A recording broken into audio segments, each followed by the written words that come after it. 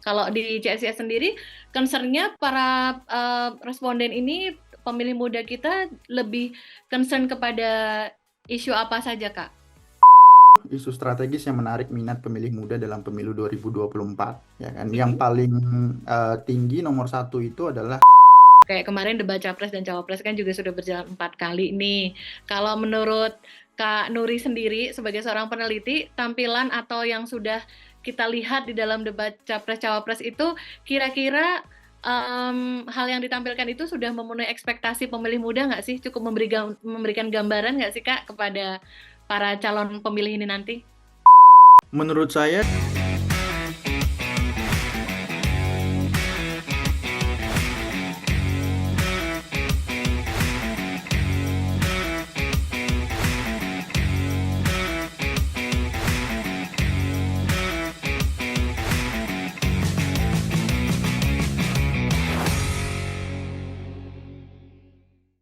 Halo teman pemilih, apa kabar semuanya? Terima kasih ya sudah kembali bergabung di podcast KPRI hanya di kanal YouTube Komisi Pemilihan Umum Republik Indonesia. Untuk host episode kali ini ada saya Reni dan hari ini kita bertemu dengan tamu spesial yang sepertinya kita cara ketemunya juga agak spesial nih soalnya tamu kita lagi nggak berada di studio podcast KPRI. Kita sapa dulu ya siapa beliau dan lagi ada di mana beliau. Hai Kak Nori, apa kabar? Halo Mbak Reni, kabar baik, gimana kabarnya? Kabar sehat, alhamdulillah. Terima kasih. Kak Nori, sekarang lagi ada di mana? Kenapa kita pakai Zoom nih? Iya, jadi mohon maaf nih nggak bisa datang langsung ke KPU karena sekarang saya posisinya lagi di Amerika Serikat, lagi belajar Mbak, lagi Iya, ngambil S3. oh wow, oke. Dan teman pilih karena saat ini kita tuh tappingnya di siang hari nih, di sekitar jam 10 pagi. Di sana udah jam berapa, Kak? Di sini jam 10 malam. 10 malam. Maaf ya, mengganggu waktu istirahatnya ya. Iya, Thank you nggak banget apa-apa. Kak Nuri sudah mau meluangkan waktu untuk menyapa teman pemilih di podcast KPRI. Episode kali ini kita menyapa Kak Nuri ini adalah salah seorang peneliti yang tergabung di CSIS, Center for um, apa ya Kak kepanjangannya? Strategy and International Strategic Studies and ya. International Studies. Ya. Kak, kenapa sih memilih berkarir atau berkarya sebagai peneliti? Kenapa sih Kak? Wah, itu mungkin ada hubungannya dengan waktu saya dulu sekolah kali Mbak ya. Mm-mm. Sama waktu kuliah. Jadi kan Mm-mm. saya mungkin termasuk orang yang introvert, seneng Oh, menyendiri dan hobinya itu baca buku. oh gitu. Dan waktu sekolah terus kuliah ngerasa kayak punya apa ya kenikmatan sendiri lah kalau kita membaca terus apa membayangkan banyak hal. Sehingga waktu saya kuliah akhir menjelang lulus itu yang saya pikir itu bukan langsung nyari kerja tapi sekolah lagi. Gimana Oh, caranya untuk lanjut S2 akhirnya dapat beasiswa, mm-mm, em, belajar lagi terus lulus dari S2, mm-mm. join ke CSIS sebagai peneliti. Dan sampai sekarang ya kak ya? Dan sampai sekarang, iya, jadi Sampai saya sekarang. bergabung ke CSIS itu udah kurang lebih 6 tahun ya, dari 2017, Februari 2017 sampai sekarang statusnya cuti Mm. belajar. Oh, sedang cuti belajar ya. Ya. Em, Kalau dilihat di ini kan tentang international studies, jadi lebih banyak tuh kakak meneliti tentang apa sih kak? Jadi aku kan di sini itu jurusannya ilmu politik, Hmm. kampusnya itu University of Maryland di Mm-mm. negara bagian Maryland, itu kira-kira 20 menit dari Washington DC. Hmm. Dan em, karena aku di CSIS itu kerjanya di Departemen Politik dan Perubahan Sosial kan. Jadi fokus kita itu di sana memang lebih banyak ngurusin soal isu-isu politik domestik yang sekarang lagi rame, Mbak. Jadi soal partai, soal pemilu, soal politik lokal, soal kita juga banyak melakukan survei. Jadi hal-hal seperti itu sih yang jadi fokus dan minat minat risetku.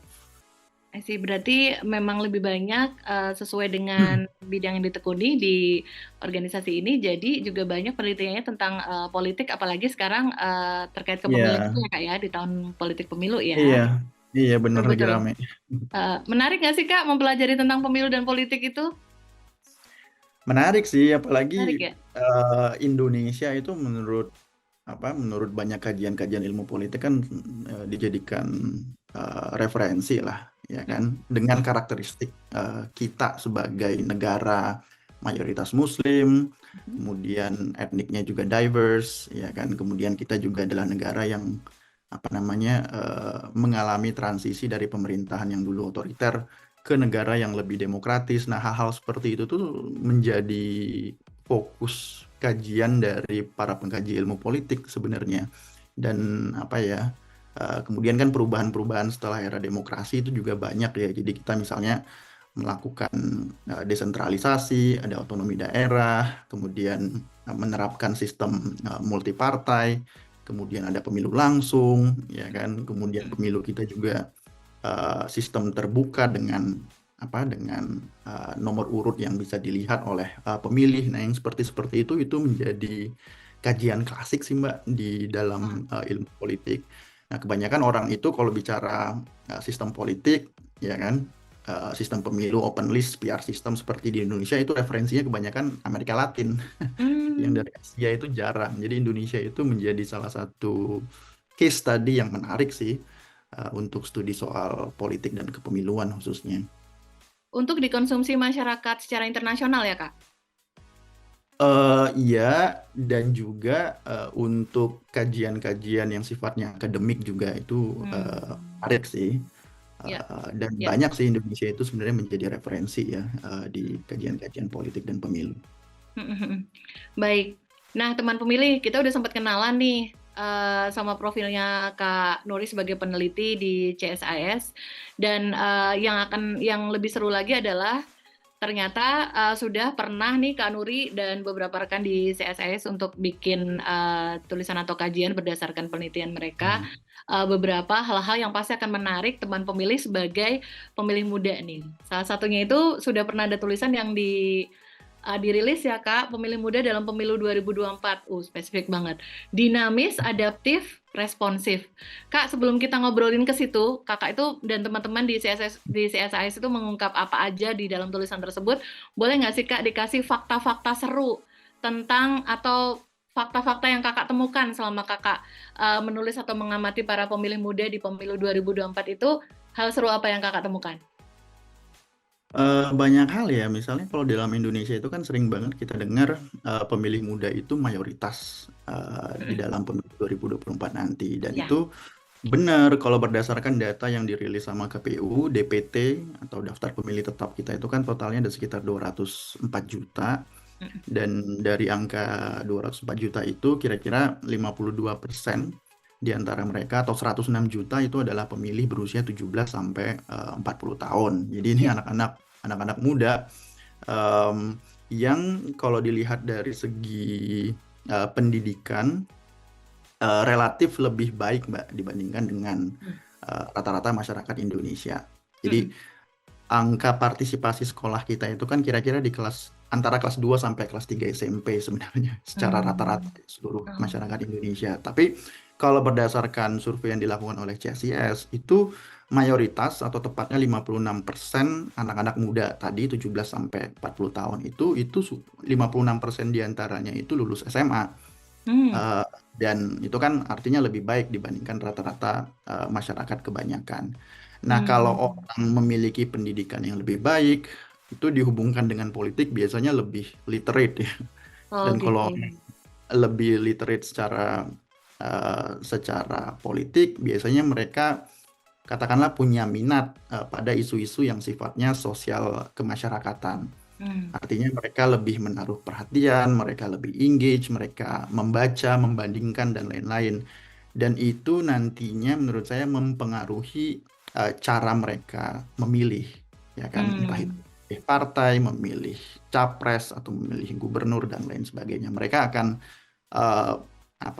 lebih detail dan bisa melakukan riset kecil-kecilan secara mandiri gitu loh sebelum menentukan pilihan mereka. Itu sih yang saya lihat. Kemudian hal lain yang juga menarik dan mungkin membedakan anak-anak muda Indonesia dengan katakanlah anak-anak muda di sini di tempat saya belajar Oh gitu, di oh, seru Amerika nih. Serikat. Heeh. Jadi gini, misalnya kalau kita bicara dalam konteks Amerika, kalau orang bicara pilihan politik anak muda yang berpendidikan tinggi, college educated ya, biasanya Mm-mm. kan jelas arah politiknya itu ke Partai Demokrat, partainya Hmm. Obama, ya kan. Yang lebih Hmm. tua itu misalnya ke Partai Republik. Jadi pilihan politiknya dari dulu dan sampai sekarang itu jelas dan itu bisa di-track, Mm-mm. datanya ada. Mm-mm. Sementara kalau di Indonesia kita nggak bisa mengatakan hal seperti itu, ya kan? Di Indonesia itu nggak ada partai atau mungkin calon kandidat yang bisa diasosiasikan sebagai partainya atau kandidatnya anak muda, ya kan? Hmm. Preferensi pemilih muda di Indonesia itu relatif cair ya. Mereka itu nggak punya apa ya preferensi politik yang sifatnya tetap, ya kan. Dan Oh gitu. berdasarkan survei yang dilakukan oleh CSIS, ya mereka itu relatif memilih isu base ya. Memang Hmm. nggak semuanya, tapi ada kecenderungan semakin ke sini kecenderungan pemilih muda di Indonesia itu melihat politik dari kacamata isu, Mm-mm. bukan dari kacamata siapa partai atau siapa calonnya. Jadi saya sih apa melihatnya gitu dan itu beda sekali dengan kecenderungan politik anak-anak muda di tempat saya belajar sekarang. Oke, jadi itu dua hal ya. Yang pertama tadi dan yang kedua, jadi bisa bisa diungkap ternyata kalau kecenderungan pilihan itu bahasanya itu bukan militansi ke personnya ya, ke orangnya ya Mhm. kalau di sini ya, Iya, anak muda kita ya. Tapi lebih ke isu yang lagi diusung. Jadi berarti tuh kayak bisa digambarkan bisa saja berubah preferensi atau berubah pilihan mhm. ketika menurut anak-anak muda ini pilihan A itu tidak lagi lebih bagus dalam mengusung isu tertentu gitu mungkin ya. Sangat sangat Hmm. mungkin karena mereka punya preferensi isu, kemudian mereka karena preferensi isu mereka kan melihat akhirnya kan partai dan kandidat ini bicara apa soal Yap. soal isu yang uh, mereka sukai gitu loh. Dan dari situ Hmm. mereka bisa menentukan pilihan. Oleh karena itu semakin ke sini kalau kita lihat ya arah politik Indonesia itu kan menunjukkan kecenderungan yang menurut saya semakin menggembirakan ya, di mana Hmm. masing-masing calon itu semakin sering turun ke daerah ya kan Mm-mm. bicara langsung dengan masyarakat, mendengar aspirasi masyarakat dan juga Mm-mm. akhirnya Mm-mm. ya mau nggak mau dipaksa oleh keadaan sekarang itu untuk bicara hal-hal yang sifatnya substantif gitu loh. Hmm. Jadi dan ini menurut saya menarik karena dulu atau katakanlah 2 atau 3 tahun yang lalu kan Mm-mm. ada kekhawatiran ini jangan-jangan pemilu 2024 akan berbau identitas, berbau sara, Hmm. lain. Ada kekhawatiran seperti itu karena memang ada katakanlah presidennya gitu loh. Hmm. Tetapi yang kita lihat sekarang justru kekhawatiran itu sampai sejauh ini ya itu Hmm. nggak terbukti kan. Malah yang kelihatan kalau kita lihat em, baik kandidat dan partai itu mulai mengarah kepada hal-hal yang sifatnya substantif ya dan menjadi Hmm. isu-isu penting dan itu bisa kita lihat setiap hari sebetulnya di media sosial di Ya, YouTube ya, ya. di TikTok dan lain-lain orang udah bicara hal-hal yang sifatnya substantif dan itu Hmm. tentu kembangan yang bagus lah buat politik kita ke depan. Perkembangan yang bagus ya, berarti ya. Baik, Iya, Kak, thank you udah sharing fakta-fakta yang menarik soal pemilih muda dalam pemilu 2024. Habis ini iya, kita akan ngobrol lebih dalam lagi, supaya teman pemilih juga bisa sama-sama ikut dapat insight tentang apa sih yang udah Kakak tulis bersama dengan teman-teman di CSIS tentang pemilih muda dalam pemilu 2024 nanti. Teman pemilih, jangan kemana-mana ya, tetap di kanal YouTube Komisi Pemilihan Umum Republik Indonesia untuk podcast KPU RI. Teman pemilih, terima kasih banyak ya masih bersama kami untuk podcast KPU RI hanya di kanal YouTube Komisi Pemilihan Umum Republik Indonesia. Untuk episode kali ini, bersama saya Randy sebagai host, dan kita masih bersama tamu spesial kita, Kak Nuri, yang saat ini berada jauh terhubung dengan kita melalui layar Zoom, lagi bertugas atau lagi sekolah ya Kak di iya. US. Dan Kak Nuri, thank you sudah membagikan ceritanya tadi di segmen 1. Kak, kalau kalau tadi kita dengerin cerita Kakak soal fakta-fakta pemilih muda di segmen 1 tadi, berarti Kak kalau menurut kakak tuh kemungkinan pemilih muda di pemilu 2024 itu mereka tuh akan cenderung memilih atau menyukai ke personnya, memilih ke perorangannya, personelnya, ataukah ke partainya, Kak? Em, Menurut saya lebih ke, kalau kita bicara pemilih muda lebih ke isunya ya. Hmm, Eh, Lebih ke hal-hal yang tadi saya sebut sifatnya substantif. Nah, kebetulan kan CSIS melakukan survei nih khusus untuk pemilih muda, Mbak. Yang mm, kita lakukan di akhir tahun 2022 kemarin, ya mm, kan. Respondennya itu eh, khusus mereka-mereka yang berusia 17 sampai 39 tahun. eh, dengan apa jumlah sampel kira-kira 1.200 di seluruh Indonesia. Dan di situ kita bertanya kepada mereka ini, kira-kira isu yang menurut Anda penting dalam memilih pemimpin itu mm, apa, ya kan? mm, Ternyata yang paling penting di mata anak muda ini adalah hal-hal yang sering kita sebut apa hal-hal yang sifatnya teknokratis ya. Jadi misalnya anti korupsi, mm, kemampuan mendatangkan perubahan, kemudian memiliki pengalaman kepemimpinan, itu mm, eh, yang paling tinggi. Nah, tahun 2018 CSIS juga melakukan survei serupa ke mm, anak-anak muda juga usia 17 sampai 39 tahun.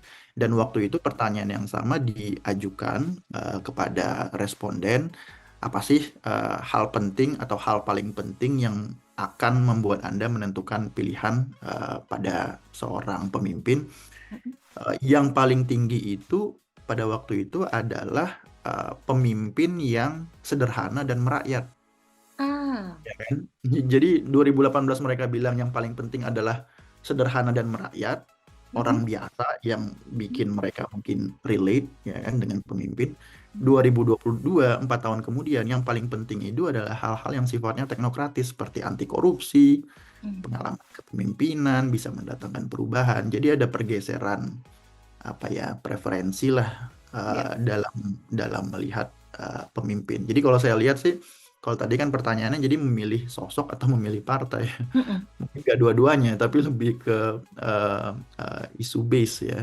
Ah, oke. Dan itu menarik karena artinya anak-anak muda di Indonesia itu sebetulnya mengikuti tren anak muda di katakanlah di tingkat global ya, dimana Mm, kan kalau kita lihat ya, hal isu yang paling banyak dibicarakan anak-anak muda sekarang itu kan misalnya masalah lingkungan, masalah perubahan iklim, mm-mm. kemudian hak-hak kelompok minoritas itu kan menjadi Mm, semacam apa ya tren global lah, dan itu dibaca oleh anak-anak muda Indonesia lewat mm. apa ya, lewat sosmed, lewat teknologi, dan Ya. mereka membandingkan kan, wah ini di luar orang udah ngomongin ini. Terus kalau misalnya di negara saya masih ngomongin hal-hal yang sifatnya apa ya mungkin eh, kepentingan kelompok, hal-hal yang sifatnya primordial, kok kayaknya apa beda sekali ya kan. Mm. Jadi mereka punya punya referensi yang luas sih Mbak soal soal itu, dan itu mempengaruhi juga cara mereka memilih nanti sih kalau saya lihat. Menarik, menarik, Kak. Kalau kalau dilihat beberapa kajian gitu juga berani menyimpulkan sekian persen pemilih muda itu fokus kepada isu tadi Kakak sempat sebut isu lingkungan, kemudian Hmm. isu em, beberapa yang lainnya. Kalau sesuai yang biasa atau yang sudah pernah dikaji sama CSIS itu paling besar itu di isu apa, Kak? Kan sempat ada yang kayak lapangan pekerjaan, kemudian Oke. beberapa hal selain itu. Kalau di CSIS sendiri, concern-nya para responden ini, pemilih muda kita lebih concern kepada isu apa saja, Kak? Ya, ini supaya saya nggak keliru, saya lihat apa hasil surveinya langsung aja Boleh, ya. boleh. Em, Bentar. Nanti akan muncul di sini ya teman pemilih. Enggak, bercanda. Em,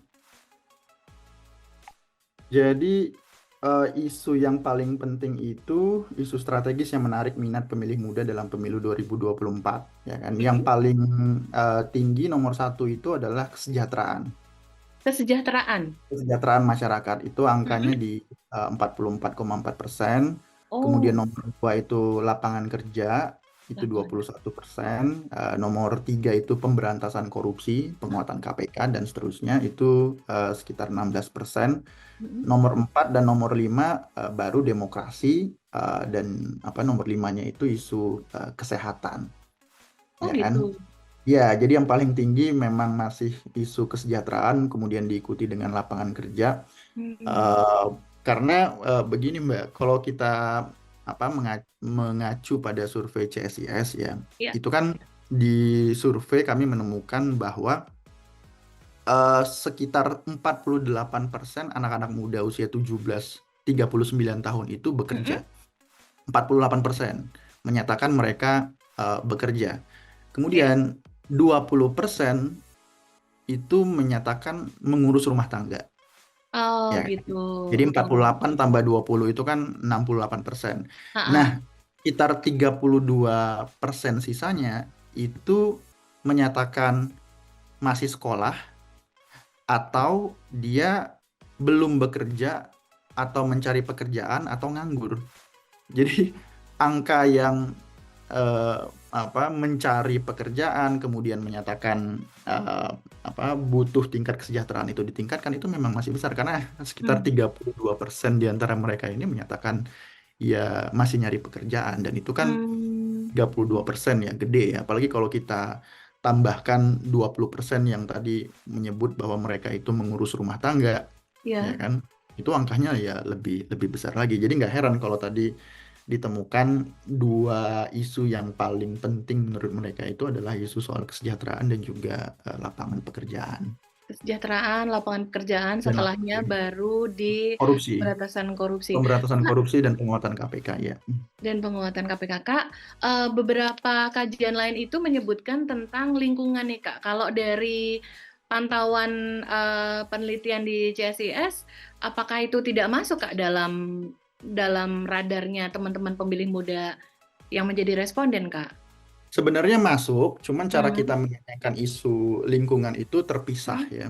Ah. Jadi kita menanyakan seberapa penting isu lingkungan menurut Anda, ya kan Hmm. kira-kira gitu pertanyaannya. Ah. Dan kita mendapati angkanya itu lumayan tinggi, 45,7% itu menyatakan ya, isu lingkungan itu mendesak untuk segera ditanggulangi pemerintah. Sementara Hmm. yang menyatakan bahwa isu lingkungan itu nggak penting Hmm. itu hanya 11,6%. Jadi Oh, jauh. jaraknya lumayan jauh. Nah, tapi yang Lumayan menarik jauh. adalah Ya. kalau kita bedah lebih jauh ya, siapa sih anak-anak muda yang menyatakan isu lingkungan itu penting, Mbak? Mm-mm. Ya, ternyata itu bisa dibedakan dari Mm-mm. sumber mereka mendapatkan informasi, Gitu. ya kan? Ya, Mm-mm. jadi sumber mereka mendapatkan informasi itu dari mana? Kalau mereka mendapatkan informasi dari media sosial, Mhm. itu kecenderungan mereka untuk menganggap isu lingkungan itu penting, itu Mhm. menjadi lebih tinggi Hmm. dibandingkan dengan anak-anak muda yang sumber informasinya itu dari media konvensional seperti misalnya televisi, Oh. eh, atau mungkin saya nggak tahu masih ada yang dengerin radio nggak Nah, atau itu. baca koran hari ini itu mereka relatif lebih lebih lebih menganggap bahwa itu isu-isu yang mendesak ya isu lingkungan itu Oke. jadi Oke.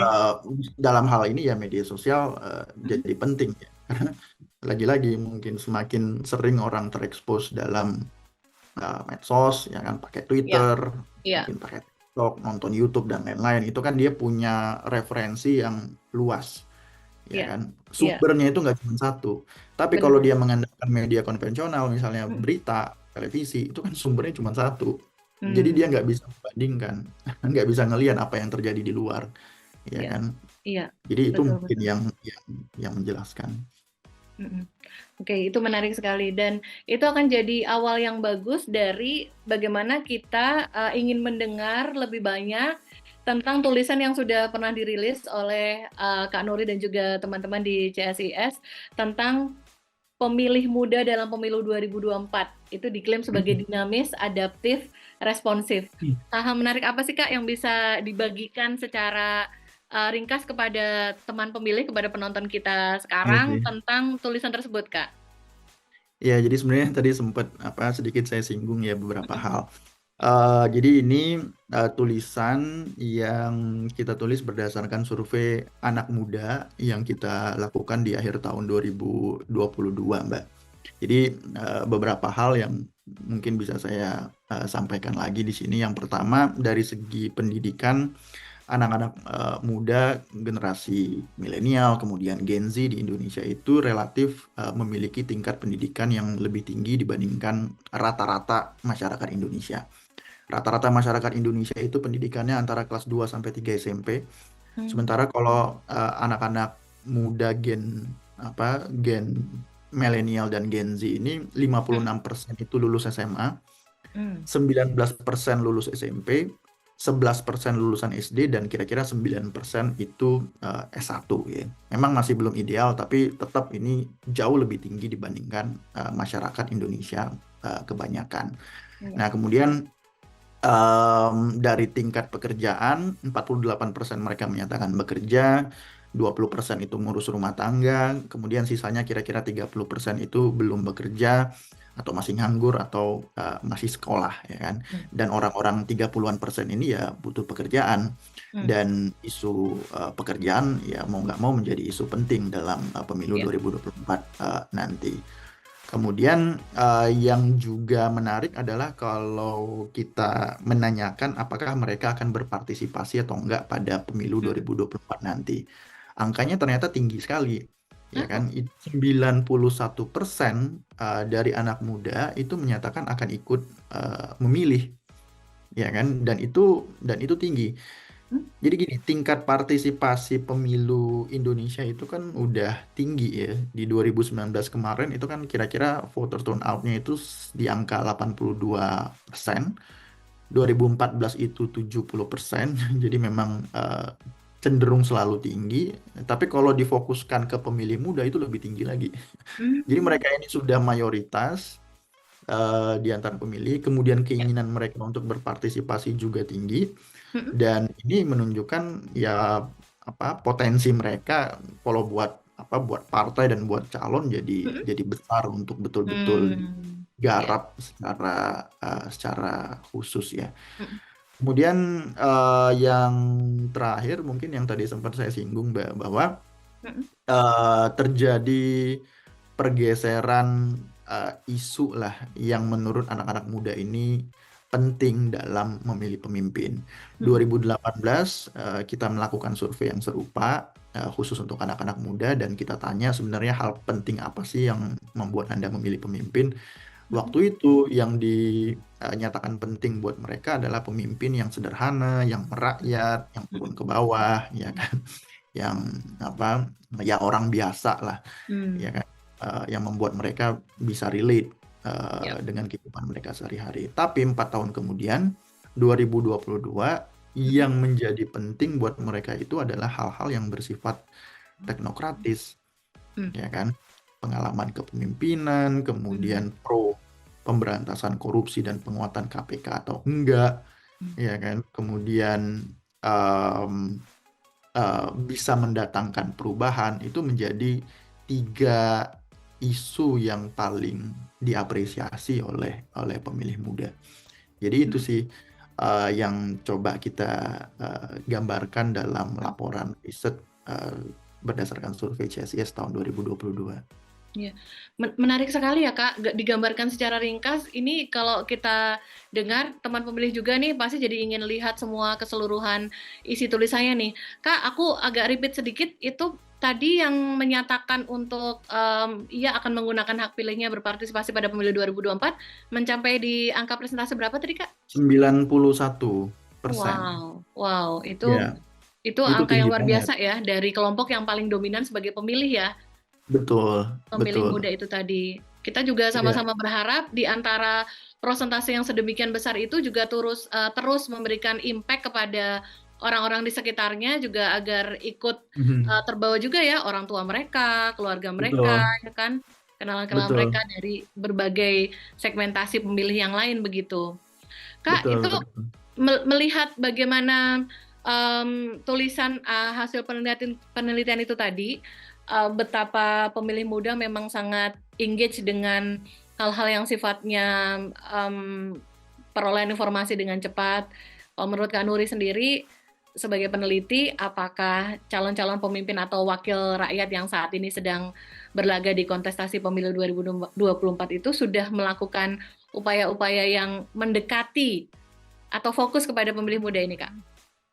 Efektif nggak? Pasti mereka berusaha ya. Kalau sekarang kan pasti mau siapapun partainya atau siapapun calonnya itu pasti akan menggarap anak-anak muda ini.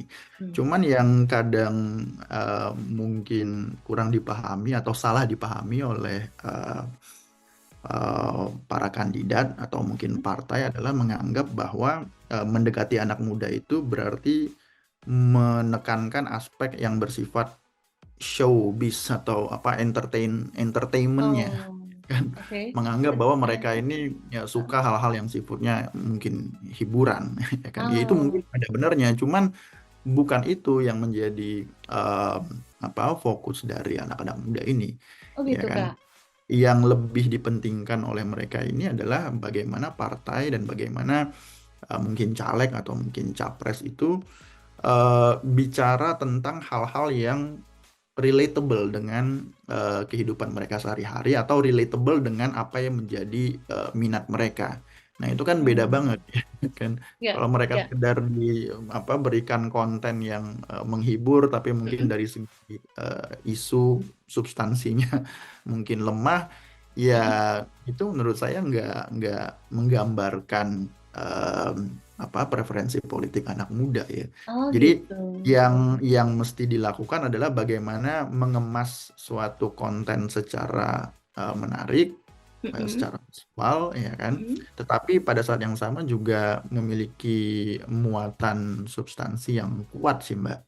Ya kan, dan harus harus relatable dengan kehidupan mereka sehari-hari dan juga interest mereka juga. Itu sih Iya, iya. tantangan Mm-mm. buat partai atau buat caleg yang maju di pemilu nanti. Betul, betul, betul. Itu tantangan, betul. Karena ternyata demand-nya itu tinggi sekali. Anak muda itu bukan cuma perlu Benar. sesuatu yang dianggap hype atau cool atau keren bagi mereka, tapi ternyata perhatian terhadap substansi itu sudah sangat tinggi ya, Kak ya, dan sudah Iya, sedemikian kritisnya ya.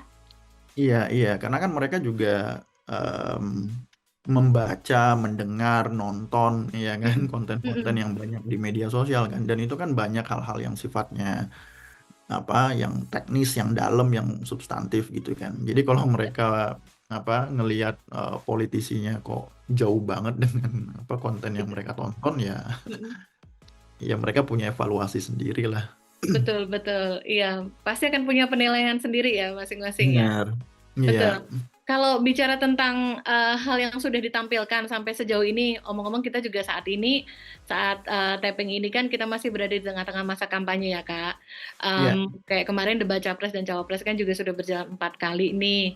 Kalau menurut Kak Nuri sendiri sebagai seorang peneliti, tampilan atau yang sudah kita lihat di dalam debat capres cawapres itu kira-kira hal yang ditampilkan itu sudah memenuhi ekspektasi pemilih muda nggak sih? Cukup memberikan gambaran nggak sih Kak kepada para calon pemilih ini nanti? Menurut saya dari berapa sih 3 atau 4 penyelenggaraan debat sejauh ini itu Mm-mm. cukup menggambarkan ya Mm. Mm-mm. em, para capres dan juga cawapres. Karena apa? Mm. Karena kan ada katakanlah kontras yang dimainkan antar capres cawapres sejauh ini ya. Misalnya Mm. kandidat A, kandidat B, kandidat C itu kelihatan diferensiasinya. Mm. Ya kan, baik dari Ya. segi isu, Mm. dari segi delivery mereka dalam menyampaikan isu, dan juga dari segi gaya komunikasi mungkin ya. Ya. Itu kan kelihatan ada kontras dan itu menarik ya kan. Mm. Mungkin kalau dibandingkan dengan debat-debat sebelumnya agak susah kita bedain calon A dan calon B atau calon C itu bedanya di mana, karena kayaknya lebih banyak sepakatnya daripada bedanya. Oh gitu. Ya kan? Oh gitu. Sementara Oke. iya kan, akhirnya yang terjadi bukan debat ya kan, Mm. tapi lebih ke ya kalau semuanya sama kan kayak paduan suara. Oh gitu. Sementara Oke. Kalau dalam debat hari ini itu menunjukkan apa ya mungkin kemajuan ya. Mm-mm. Eh, dan karena ada kontras akhirnya orang bisa relate dan orang bisa memilih mana nih kira-kira yang lebih dekat dengan Mm. preferensi saya atau ideologi saya atau apalah ya kan dan Ya. itu bagus ya kalau misalnya ada sedikit hal-hal yang sifatnya kontroversial atau Heeh. apa mungkin ini kok nggak sopan atau apa ya ya ya wajar-wajar aja sih sejauh ini Ya. cuman yang yang paling penting adalah bagaimana kualitas debat capres dan cawapres di Indonesia itu jauh lebih baik kalau Mm-mm. kalau saya lihat dibandingkan dengan pilpres-pilpres sebelumnya Iya. ya kan Iya. dan itu juga dan menarik juga eh, sebelum dan setelah debat yang Mm-mm. diselenggarakan KPU itu kan komentatornya banyak ya kan komentatornya Setelah kali banyak Kak, setelah iya dan sebelum juga kan sebelum debat sebelum juga juga kan memang banyak lebih seru setelah baik Kak. iya lebih seru setelah jadi dan itu nggak hanya di televisi kalau dulu kan cuma televisi kan yang Yap. memonopoli Yap. eh, debat-debat ini. Kalau sekarang kan dia sudah apa istilahnya decentralized di Yap. sosmed, di Yap. YouTube, konten Yap. kreator, orang-orang biasa itu bisa mengomentari. Akhirnya apa? Akhirnya ya semakin tersebar dia Mm-mm. dan membuat orang itu semakin semakin literate Mm. eh, secara politik dan debat-debat yang dilakukan KPU itu menurut saya juga apa ya pendidikan politik yang bagus banget Mm.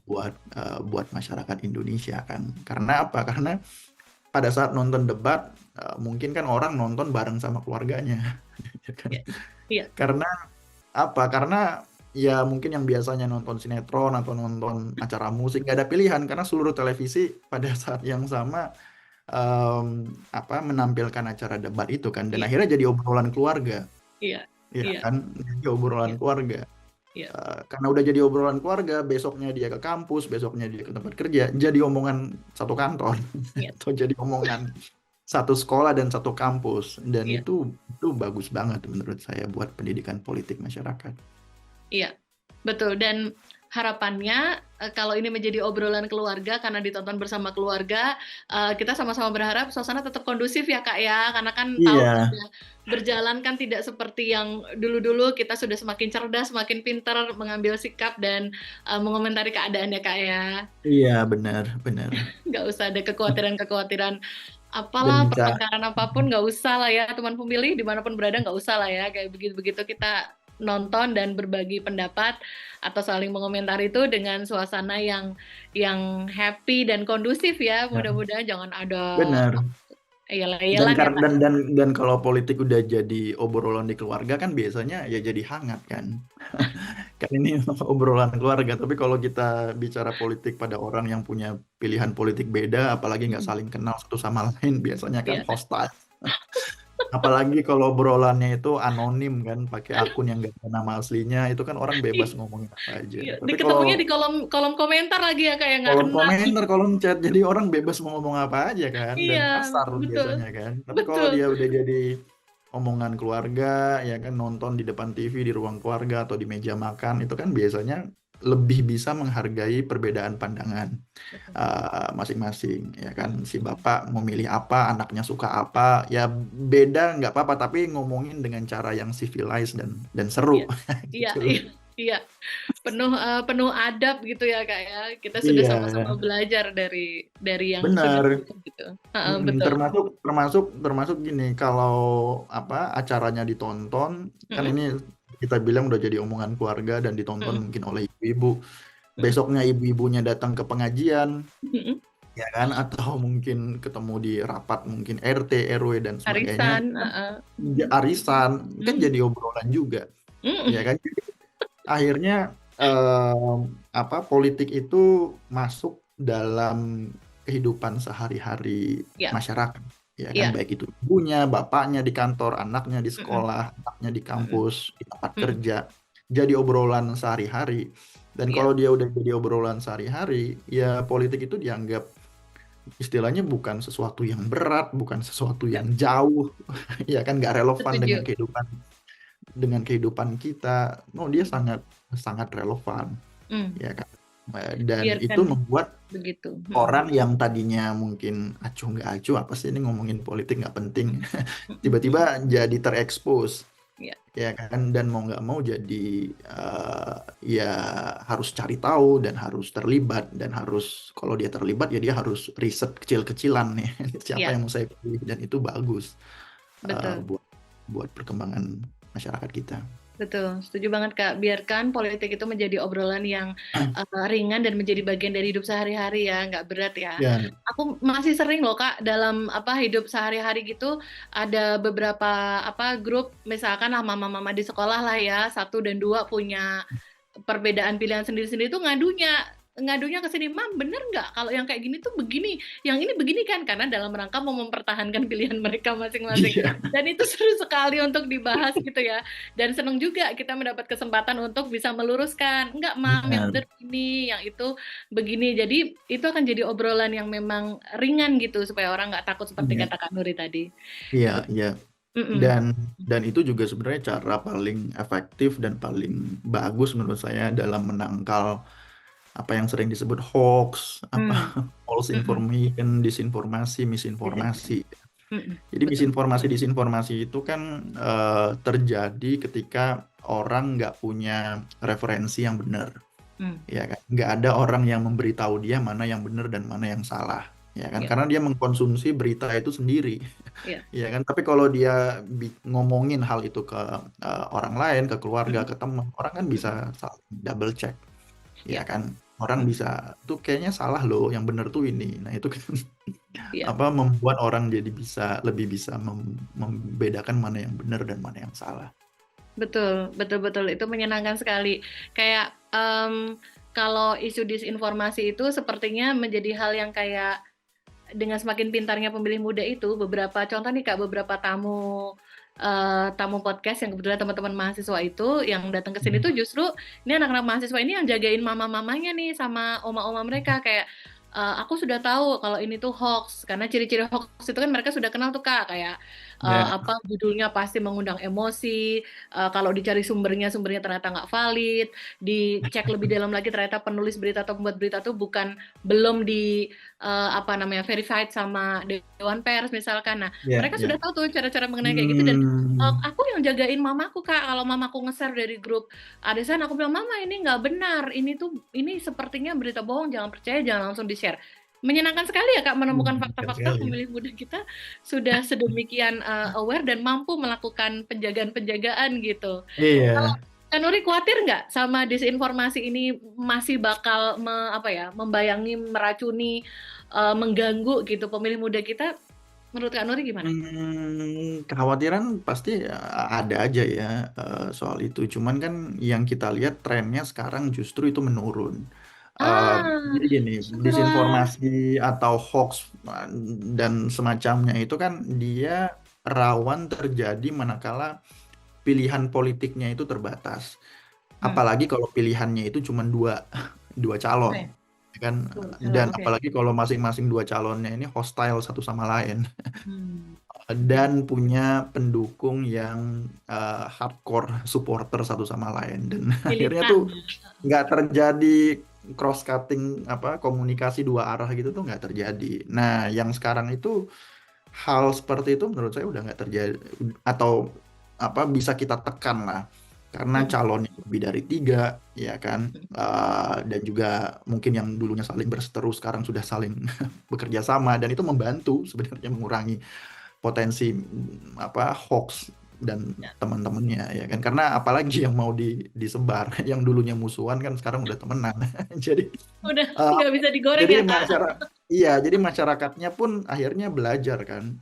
Hmm. Wah, Hmm. misalnya kalau dulu apa pakai hoax yang bobo agama, aduh ngapain sih gue dulu dua tiga Serem. empat apa 4-5 tahun yang lalu, ngapain sih ujung-ujungnya ternyata Hmm. ya politik jangan terlalu serius lah, gitu-gitu kan. Nah, Gitu. akhirnya eh, berkurang disinformasi yang terjadi hari ini. Walaupun kita tetap harus harus aware ya, harus Hmm. apa namanya eh, banyak inisiatif-inisiatif yang dilakukan oleh baik itu perusahaan teknologi seperti Google, kemudian Facebook, Meta dan lain-lain untuk Hmm. menekan disinformasi itu tetap harus didukung. Kemudian apa yang dilakukan oleh masyarakat sipil termasuk pemerintah lewat cek fakta ya Ya, kan, ya, dan lain-lain itu juga tetap harus didukung. Tapi kita juga harus ngelihat nih sekarang itu trennya itu sebenarnya agak menurun atau mungkin cukup menurun lah. ya, ya. Dan itu ternyata sangat berkaitan dengan konteks politiknya juga kan. Iya, betul sekali, benar-benar. Dan itu sebuah hal yang atau sebuah fakta yang menyenangkan ya Kak ya untuk didengar dan dibagi Iya, ya. Kita semakin mengarah pada hal-hal yang baik begitu. iya, dan orang kan istilahnya lebih baik belajar dari pengalaman kan. Jadi kalau pengalaman dulu dia berantem keras satu sama lain dan akhirnya dia sadar bahwa itu salah, itu ngebikin dia lebih mature secara politik. Ya, Um, dan itu bagus-bagus aja sih kalau menurut saya. ya, Memang mungkin pada saat itu adalah masanya untuk kita terpolarisasi, dan ya.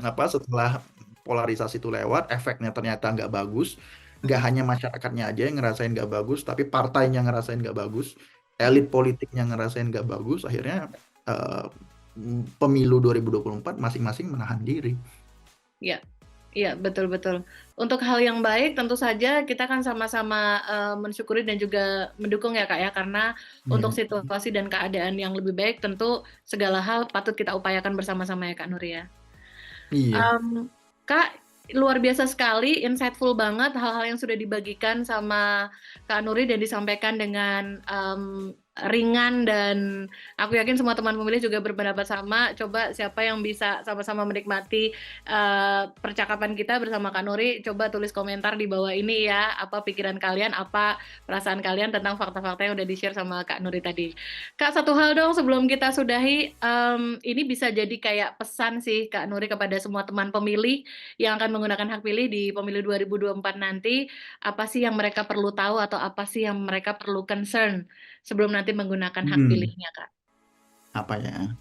Hmm. Yang pertama mungkin teman-teman pemilih muda harus tahu bahwa pemilu 2024 nanti itu nggak hanya pilpres, iya kan? Jadi pada saat teman-teman semua datang ke TPS 14 Februari, kita itu memilih untuk 5 pemilu yang berbeda sebenarnya, ya kan?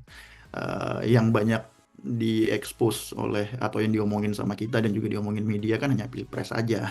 Tapi nanti kita itu juga akan memilih DPD, kemudian DPR RI, kemudian DPR provinsi, dan juga kalau teman-teman tinggal di luar Jakarta memilih DPRD kabupaten kota juga gitu loh. Jadi kalau terlalu fokus pada pilpres, nanti nggak tahu harus memilih siapa di 4 pemilu yang lain. Jadi masuk ke bilik suara, buka-buka surat suara, bingung, waduh ini ternyata banyak banget yang harus saya pilih. Nah, menurut saya dan itu mungkin butuh waktu ya untuk tahu siapa sih yang maju sebagai caleg di dapil gue gitu. Dan itu bisa di riset dari sekarang kecil-kecilan, nih siapa nih kira-kira yang mau saya pilih. Nah, itu penting sih menurut saya. Kemudian yang kedua, yang terakhir menurut saya, gunakan eh, hak pilih pada pemilu.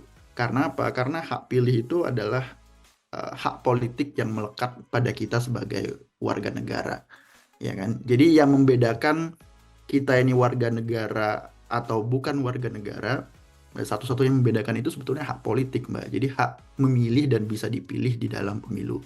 Misalnya saya di sini ya, di Amerika, saya bisa komplain ke kampus saya misalnya untuk memberikan pelayanan yang lebih baik. Saya bisa komplain ke apartemen tempat saya tinggal untuk memberikan servis yang lebih baik.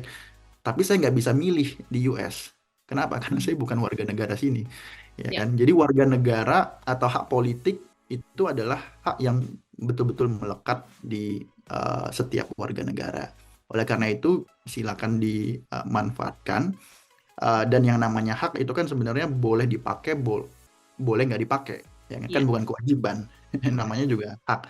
Tapi kalau teman-teman pemilih muda merasa bahwa banyak hal di dalam kehidupan kita sehari-hari itu berkaitan erat dengan politik, maka 14 Februari itu adalah saatnya teman-teman menggunakan kekuatan yang kalian punya untuk ya katakanlah membuat kehidupan politik dan kebangsaan kenegaraan kita menjadi lebih baik. Jadi pesan saya mungkin itu aja. Baik, itu hal yang penting banget untuk diingat semua teman pemilih ya. Ada 5 yang akan kita pilih, tidak hanya presiden wakil presiden, tapi juga ada DPR RI, kemudian DPD RI, kemudian DPRD provinsi dan juga DPRD kabupaten kota. Sekali lagi juga Kak Nuri, terima kasih sudah meng-highlight bahwa memilih itu untuk di Indonesia itu memang hak ya, boleh dipakai boleh tidak, tapi boleh kita ingatkan lagi kepada semua teman pemilih, tidak semua warga dunia ini memiliki privilege untuk bisa memilih pemimpin negaranya atau juga wakil rakyat yang akan mewakili dia di lembaga legislatif. Mari gunakan privilege atau hak khusus itu kita sebagai warga negara Indonesia untuk menggunakannya. Kak Nuri, terima kasih banyak ya sudah ngobrol sama kita, sudah ngeluangin Terima kasih waktu, banyak luar biasa banget. undangannya. Iya, Hari ini. sukses ya Kak nanti buat studinya, doktoralnya mudah-mudahan segera selesai. Makasih, amin. Ya, selalu ditunggu tulisan-tulisan hasil penelitiannya, pasti sangat berguna untuk menjadi inspirasi semua generasi muda, semua pemilih pemula, pemilih muda di tanah air kita. Amin, amin.